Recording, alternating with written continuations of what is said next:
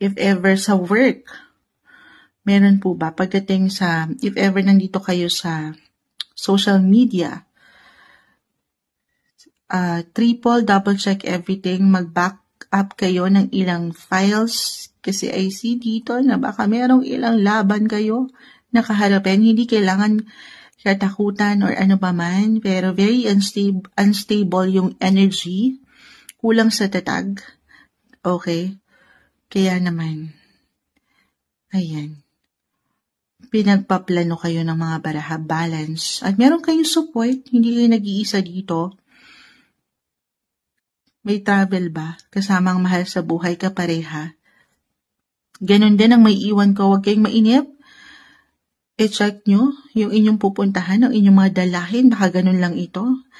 Why not? Kahit over the net, kahit sa simpleng pagpaplano, may connection, reconnection, reunion, since mag-holiday season na tayo, diba, halo-halo na yung nakaka-overwhelm ang barahan nyo, Virgo. Ang daming ganap, mid-November.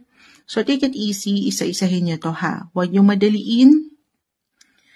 Ano mo pwedeng ihain ng universe? Balance, patience, moderate sa approach. Okay, kasi meron ako nakikitang kabagalan po. Or ilang glitches. Normal. It could be unexpected pa nga for some of you.